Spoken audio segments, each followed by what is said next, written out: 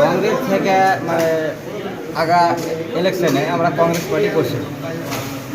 আমরা গত 10 সাল থেকে, মানে আমার বয়স তো 25 সাল হলো, আমি প্রায় 10 সাল থেকে চেষ্টা করছি যে এখান থেকে কিভাবে আমাদেরকে মানে বের হতে পারে।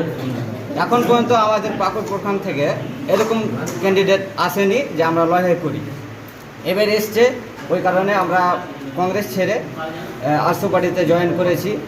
মানে আমাদের মন্ত্রী যিনি ছিলেন উনি আমাদের জন্য কিছুই করেনি।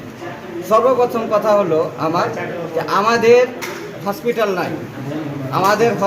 নাই, আমাদের মা বহিন মানে বিনা চিকিৎসায় মারা যাচ্ছে। একটা ছেলে হতে যাচ্ছে, বাচ্চা হতে যাচ্ছে হসপিটাল, তো ওখানে আপনার সিজারের ব্যবস্থা নাই, কিছুই ব্যবস্থা নাই। আমাদেরকে অন্য জায়গায় রেফার করা হচ্ছে, ওখানে আমাদের 30,000 40,000 টাকা করে আমাদেরকে লাগছে। আমরা মা বহিন কোথায় পাবি? গরিব মা বহিন কোথায় পাবে টাকা বলেন? আমরা একটা যে ভোট দিচ্ছি, এত কোনো দাম আছে? আমাদের বিকাশ মন্ত্রী হয়ে উনি কি করলেন? আমাদের জন্য কি করলেন? আমাদেরকে রোজগার নাই, আমাদেরকে রোজগার মিলে না। তো আমার কেনা হলো যে সঠিক কাজ করবে, হ্যাঁ, তাদের সঙ্গে আমরা আছি। আর ইনশাল্লাহ আমাদের সঙ্গে আজহার ইসলাম থাকবেন।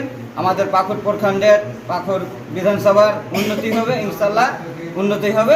আজহার ইসলামের মতো এমএলএ দরকার আছে আমাদের। আজকে যোগদান করলেন? জি, কতজন যোগদান করলেন আজকে? মিনিমাম 20-25 জন মানে যোগদান করবে। আপনার নাম? ডালিম। কোন পঞ্চায়েত? ইলামি পঞ্চায়েত।